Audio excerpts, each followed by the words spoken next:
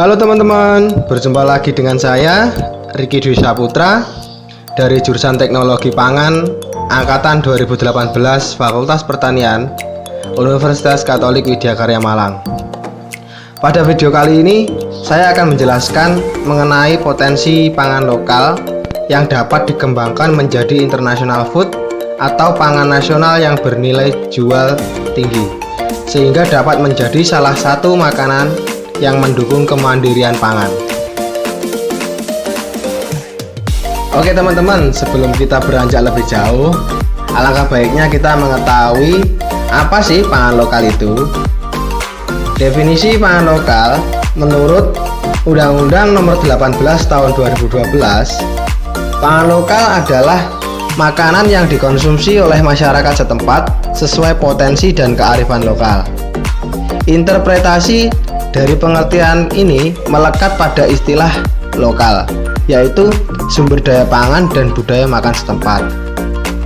Oleh karena itu, suatu jenis pangan disebut pangan lokal apabila diproduksi dengan mengoptimalkan sumber daya dan konsumsi turun-temurun oleh masyarakat setempat, baik dalam bentuk pangan segar ataupun yang telah diolah sesuai budaya dan kearifan lokal dan menjadi makanan khas daerah setempat.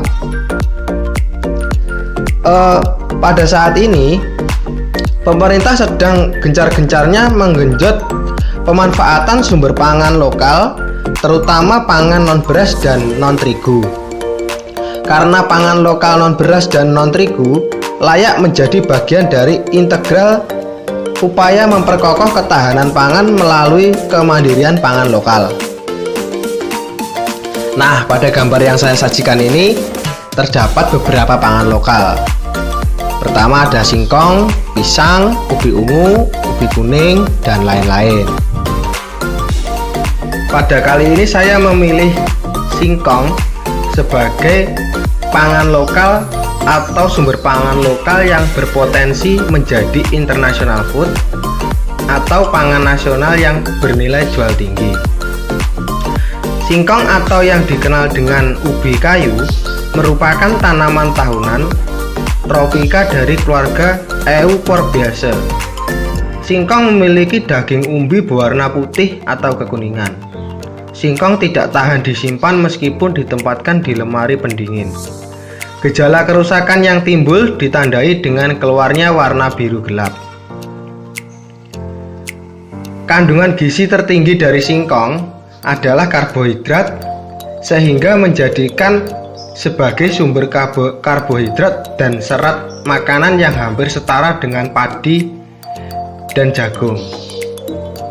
Dalam 100 gram singkong terdapat kandungan gizi seperti 81,9% karbohidrat, 1,5% protein, 0,7% lemak, 80% kalsium, 60% fosfor, 14,5% air, dan juga terdapat beberapa kandungan vitamin, mineral, serta elektrolit seperti potasium, magnesium, vitamin C, dan sodium.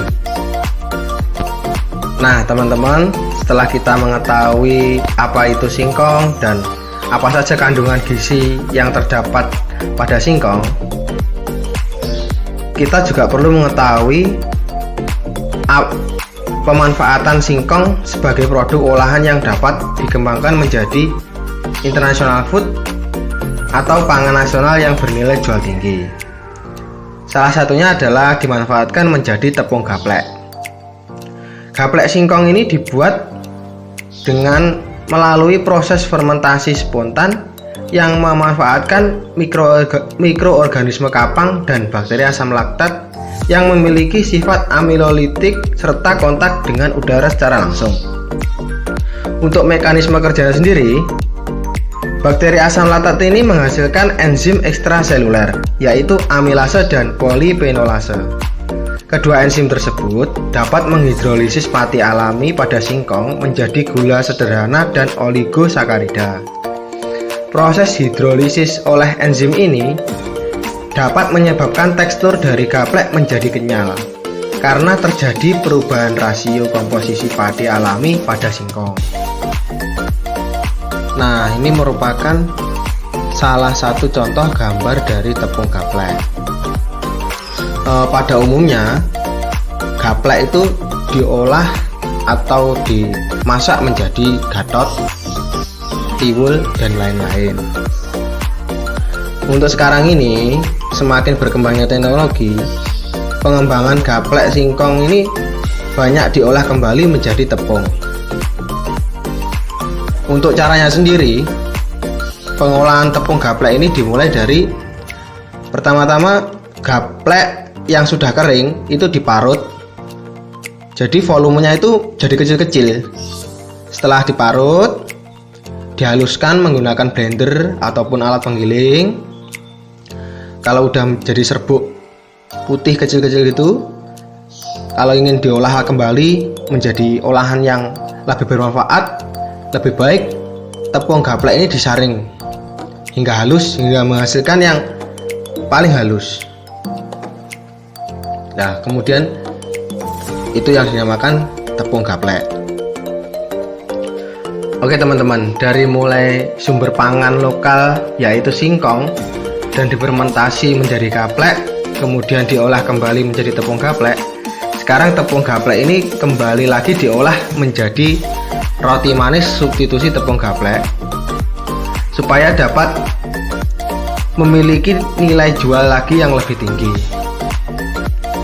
Roti manis adalah jenis roti yang mempunyai cita rasa manis yang menonjol serta bertekstur empuk dengan atau tanpa isian. Dari gaplek yang memiliki pati dari amilosa dan amilopektin yang bersifat lengket akan mempengaruhi hasil rongga pada roti manis dengan substitusi tepung gaplek. Berikut adalah bahan-bahan yang digunakan dalam pengolahan roti manis substitusi tepung gaplek. Yang pertama ada 250 gram tepung terigu, 500 gram tepung gaplek, 150 ml air, 1 sendok teh ragi, 2 sendok teh garam, 4 sendok makan gula pasir, 1 butir kuning telur, dan 25 gram margarin. Berikut merupakan proses pengolahan roti manis substitusi tepung gaplek. Yang pertama, campur rata semua bahan yang digunakan. Kedua, cetak adonan roti manis. Ketiga, tata adonan pada loyang. 4, panggang menggunakan oven. Kelima, keluarkan roti manis yang sudah matang dan olesi dengan margarin agar kita bisa menambahkan topping sesuai keinginan kita, dan jadilah roti manis substitusi tepung gaplek.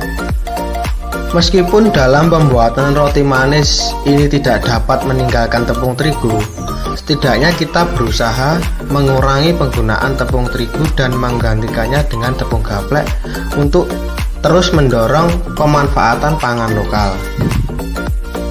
Dari beberapa sumber jurnal dan artikel yang saya baca, tepung gaplek juga dapat dimanfaatkan pada pengolahan kue sus kering dan mie kering. Baik teman-teman, cukup sekian untuk video kali ini. Semoga video ini bisa bermanfaat bagi teman-teman serta bisa membuka pikiran kita untuk terus meningkatkan olahan pangan lokal yang dapat dikembangkan menjadi international food atau pangan nasional yang bernilai jual tinggi, sehingga dapat menjadi salah satu makanan yang dapat mendukung kemandirian pangan. Jangan lupa tonton terus video-video saya selanjutnya. Terima kasih.